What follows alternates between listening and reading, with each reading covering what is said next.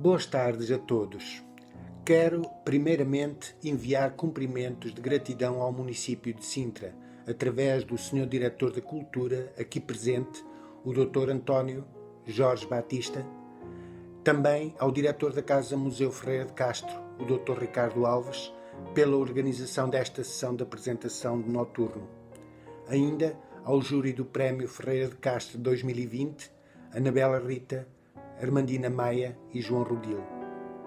Também ao que seria o apresentador desta obra, o escritor António Tavares, Prémio Leia 2015, e que um episódio de doença súbito o impediu de estar aqui hoje.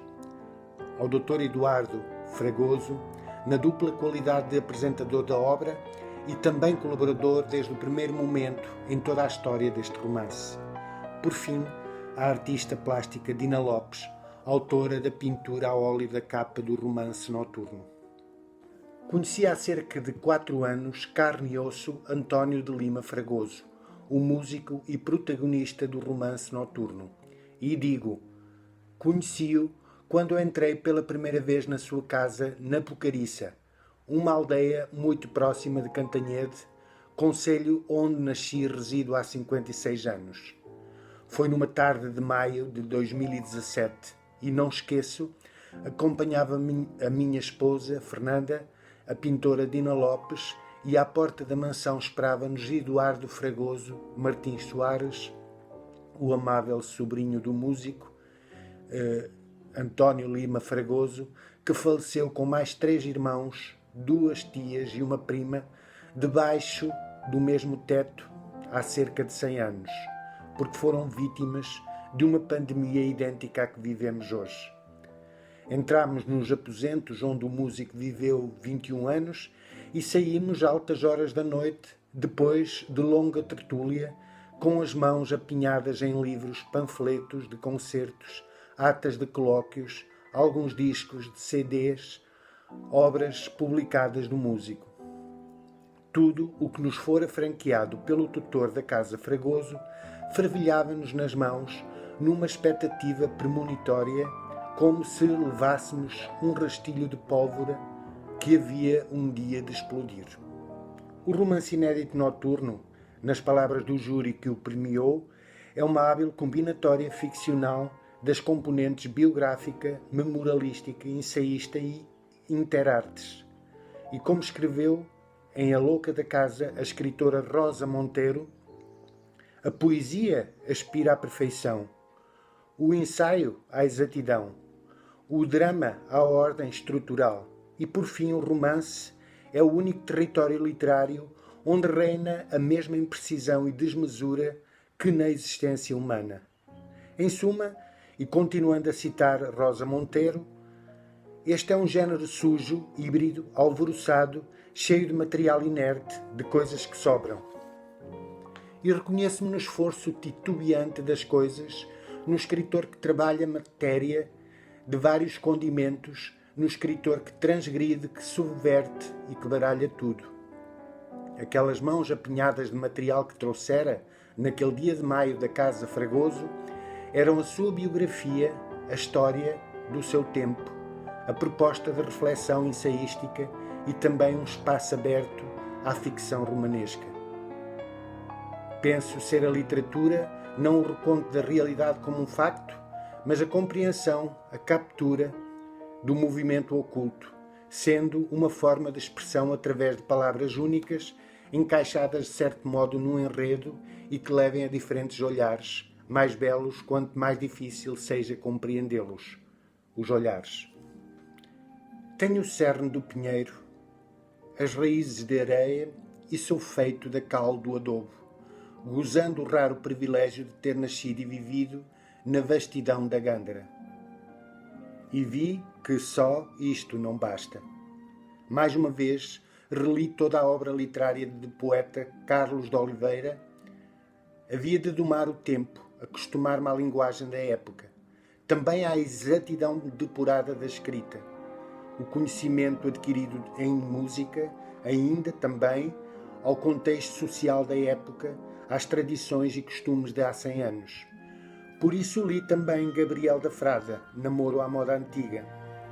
Espiolhei na Biblioteca Municipal de Cantanhede monografias de Viriato Fragoso, o pai do músico. Enfiei-me pela Meia-Noite de Ramon del Valle-Inclán, no Grande Rebanho de Jean Giotto, no glossário de termos gandareses de Idalécio Cação, e confesso hoje que não teria conhecimento cabal, carne e osso de António de Lima Fragoso, se não tivéssemos invadido a mansão onde ele viveu, com a devida permissão do seu sobrinho, eu integrado no papel de Viriato, o pai, num elenco de atores composto pela minha mulher, na pele de Dona Isabel Lima, o músico Tiago Batista ao piano como protagonista principal, e Dina Lopes, encenando de Maria Amélia Carneiro, sob a égide fotográfica de Emanuel Elias, numa encenação teatral de palavras mudas, apenas com o cheiro de candeeiros a petróleo, sombras, naquele dia em que o músico tocou o noturno toda a noite.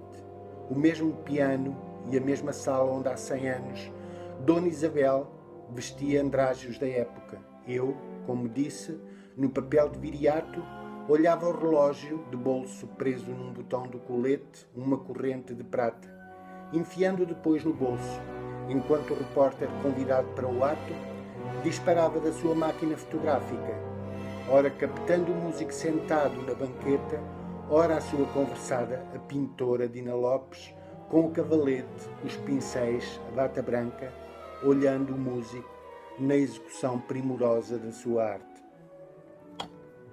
É impossível não recordar também aquela tarde, faz poucos anos, em que eu e a minha mulher, a pintora Dina Lopes, o seu marido, Pedro Galante, também a sua filha, Beatriz, rumámos à estação de comboios de Cantanhede, numa tentativa de povoá-la de gente, dar-lhe o sopro de vida que outrora teve. Então, estacionámos as viaturas, saltámos os muros e fotografámos ervas altas e silvas viçosas.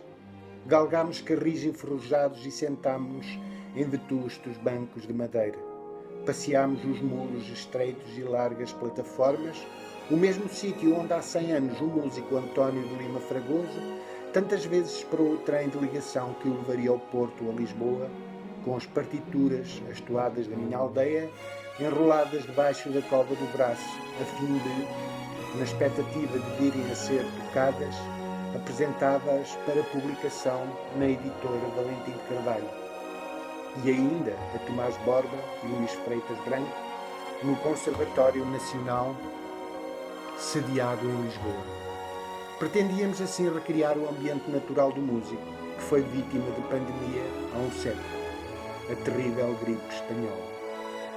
E assim decorreu um tempo longo até fixar o romance que hoje temos, Noturno, um livro nascido quando nasceu o músico, em 1897, e passado muito tempo depois, em 1918, quando faleceu. E depois em 2018, nas celebrações do centenário da sua morte, em 2019, 2020, 2021, em que muitos amigos leitores passaram os olhos por este texto. Leituras 1000 que começaram aqui em casa, pela família, e depois deles Eduardo Fragoso, num total de uma quase vintena, a quem estou hoje muito grato. Quero encerrar também este texto com uma palavra de gratidão e amizade ao último que referi, o sobrinho de António Lima Fragoso, que a seguir à minha mulher, Fernanda, e ao meu filho, Simão, foi o terceiro leitor deste livro, que logo fervorosamente o enalteceu. Gratidão também à Dina Lopes pela pintura a óleo que emprestou à capa do romance. Também pelo incentivo permanente, a sempre disponibilidade, o sempre motivante companheirismo para que esta obra tivesse luz. Por último, uma palavra de melhoras para o amigo escritor António Tavares, que não fosse uma doença súbita, estaria aqui hoje nesta apresentação, com as suas palavras exatas de grande escritor, a escrever mais um belo capítulo a este romance. Obrigado.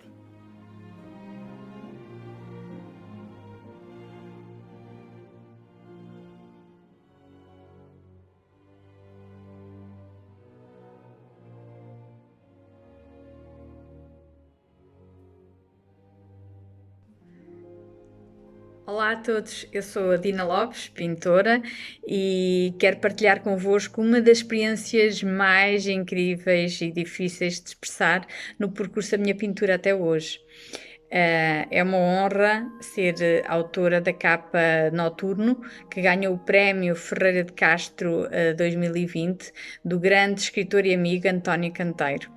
Durante 4 anos, a criação da pintura para Noturno viveu em segredo no meu ateliê. Noturno representa o gênio António Fragoso e toda a sua essência, que trouxe até mim, António Canteiro e o Dr. Eduardo, que sempre se mostrou disponível em colaborar com o que há de mais precioso do músico António Fragoso. Tudo começou antes do livro ser escrito, como que se já existisse. O dia em que recebi o primeiro manuscrito Noturno, embrulhado em papel pardo e atado em fio artesanal, senti que tinha uma preciosidade nas minhas mãos. Desembrulhei delicadamente e comecei a ler. Após a leitura de alguns parágrafos, tive de parar para gerir a emoção. Pedi ao meu marido: Pedro, está aqui o livro do António, lê por favor. Aguardei 1 hora e o meu marido voltou, entregou-me o manuscrito e disse: é fabuloso, o melhor de António Canteiro. Seguiu-se um silêncio que disse tudo. Esse silêncio que tenho gerido com todo o carinho, em forma de respeito por António Fragoso, António Canteiro e a família Fragoso. É grandioso o que o livro transporta. Chego a sentir uma enorme responsabilidade que me pede para focar em precisão neste e naquele pormenor. Sempre que volto a ler, sinto sobreposição de cenários, sentidos, cheiros, memórias, risos, conversas, o vento, as aves no céu, os cavalos, a charrete, a partida e a chegada do comboio de Lisboa e Porto. O piano, que tocava apaixonadamente, ainda toca incansavelmente até hoje. Sinto isso todos os dias. Foram muitas as experiências inesquecíveis. No entanto, há uma que gostaria de partilhar.